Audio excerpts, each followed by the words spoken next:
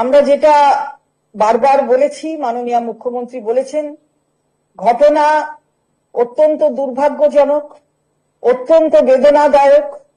আমরা তার যথেষ্টভাবে নিন্দা করি এবং এই অপরাধীদের শাস্তি হোক, তার জন্য শুধু মুখে বলা নয়, রাজ্য বিধানসভায় বিলও পাস হয়ে গেছে, আপনারা দেখেছেন।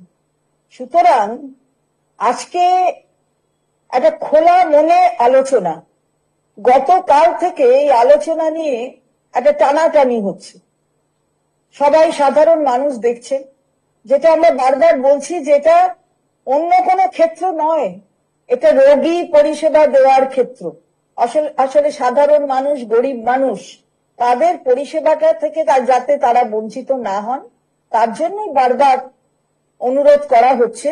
এবং সর্বোচ্চ ন্যায়ালয় মাননীয় প্রধান বিচারপতির যে বেঞ্চ প্রিসাইড করছিলেন, সেখানে অনারেবল সুপ্রিম কোর্ট 9 তারিখে ডিরেকশন দিয়েছেন যে গতকাল মঙ্গলবার 5টার মধ্যে তাদের কর্মবিরতি তারা তুলে নিক এবং কাজে ফিরুক।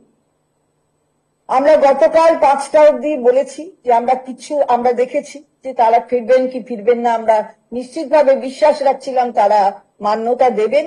এই অর্ডারটা তো, ডিরেকশনটা তো অনারেবল সুপ্রিম কোর্টের। এবং যেটা মাননীয় মুখ্য সচিব বললেন যে সবাই ল অ্যাবাইডিং সিটিজেন, প্রত্যেককে সুপ্রিম কোর্টের ভার্ডিক্ট এটাকে তো মান্যতা দিতে হবে, তার সঙ্গেই গতি প্রকৃতি সবকিছু মানিয়ে চলতে হবে। সুতরাং আমরা ভেবেছিলাম যে তারা তুলে নেবেন। গতকাল 5টা থেকে অপেক্ষা করা হচ্ছিল, অর্থাৎ 6:10 আগেও কিন্তু খবর পৌঁছেছিল যে এখানে মাননীয় মুখ্যমন্ত্রী আছেন, বসে অনেক সিনিয়র অফিসাররা রয়েছেন, তারা আলোচনা করবেন। 6:10 একটা মেল গেছে প্রধান সচিব, যিনি আমাদের হেলথের প্রধান সচিব, তার কাছ থেকে একটা মেল গেছে। আমরা দেখলাম সেই মেল যাবার পরেও নানা রকম কথা বলে, আমি আর পুনরাবৃত্তি করছি না, নানা রকম কথা বলে কেউ আসলেন না। এবং সেই 7:30 অবধি মাননীয় মুখ্যমন্ত্রী এখানে বসেছিলেন। অর্থাৎ তিনি কিন্তু খোলা মন নিয়ে আলোচনার জন্য বসেছিলেন। সেই মেল কে কেন্দ্র করে একটি মেল আসলো সিএমওতে ভোর 3:45। আমরা এটা প্রশ্ন করতে চাই যে কোন সিএমওতে কোন মেল 3:45 এই ব্যাপার নিয়ে আসা, এটা কি খুব স্বাভাবিক? নিশ্চয়ই নয়, সবাই মানবেন এটা। তাহলে কি এর পেছনে কোনো রাজনীতি লুকিয়ে আছে? আসলে রাজনীতি লুকিয়ে আছে বলেই তাই এই ধরনের ঘটনা প্রবাহ আমরা দেখছি। 3:45 মেল, তারপর আজকে 3:21 অথবা 3:23 মাননীয় মুখ্য সচিব একটা মেল করে 6টায় আসবার কথা বললেন। অর্থাৎ প্রায় 2.5 ঘন্টা আগে এই মেল গেছে আসার জন্য। 6টায় আসবেন 12 থেকে 15 জন প্রতিনিধি, তারা আসতে পারেন।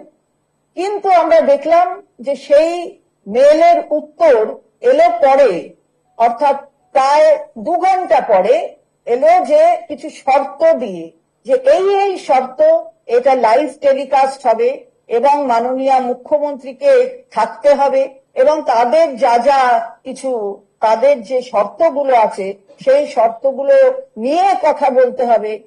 এটা আমি জনসাধারণের কাছে এই কথাটাকে পরিষ্কার করে দিতে চাই যে মানুষ জানেন যে রাজ্য সরকার খোলা মনে বসতে চাইছে, কোনো শর্ত সাপেক্ষ নয়। কোনো কিছু শর্ত দিয়ে খোলা মন, এই দুটো একসাথে চলে না, এটা সাইমালটেনিয়াসলি চলতে পারে না। অর্থাৎ খোলা মন নেই, অর্থাৎ সেই মেয়েটি বিচার পাক, যিনি নির্যাতিতা হয়েছেন এবং মায়ের কোল ছেড়ে চলে গেছেন, আসলে ব্যাপারটা তা নয়, পেছনে কোনো রাজনীতির খেলা আছে। তাই এতটা সময় লাগছে এত কিছু চিন্তা ভাবনা করতে, কিন্তু আলটিমেট লক্ষ্য হচ্ছে আসলে খোলা মনে কোনো আলোচনা দরকার নেই, চায় না। তাই এই শর্তগুলি আরোপ করা হচ্ছে। আমরা তো এখনো বলেছি যে মাননীয় মুখ্য সচিব বলেছেন যে আপনারা আসুন, আমরা বসে সবাই, এখানে অফিসাররা রয়েছেন, একদম উচ্চ পর্যায়ের অফিসাররা রয়েছেন, তারা কথা বলতে চাইছেন। তারপরেও শর্ত, মাননীয় সুপ্রিম কোর্ট যে ভার্ডিক্ট দিয়েছেন, আমরা তাকে নিশ্চিতভাবে প্রত্যেকে ল অ্যাবাইডিং সিটিজেন, আমরা সেই ভার্ডিক্টকে, সেই অর্ডারকে মান্যতা দেব, এ বিষয়ে কোনো সন্দেহ নেই। গতকাল 5টা চলে যাওয়ার পরেও অপেক্ষা করা হয়েছে। আমরা কিন্তু মাননীয় মুখ্যমন্ত্রী কোন রকমের অন্য কিছু, অর্থাৎ কোন নেগেটিভ পদক্ষেপ এটা গ্রহণ করেননি। এরকম কোনো কিছু পদক্ষেপ গ্রহণ করা সরকারের পক্ষ থেকে হয়নি। তিনি সম্পূর্ণ মান্যতা দিয়েই এবারে যা যা বলেছে অনারেবল সুপ্রিম কোর্ট, আমরা সেই অর্ডার গুলোকে ফলো করবার আর কি কি পদ্ধতিগত ব্যাপার আছে সেগুলো আমরা, আমাদের তো মান্যতা দিতে হবে, সেগুলো আমরা লক্ষ্য রাখছি।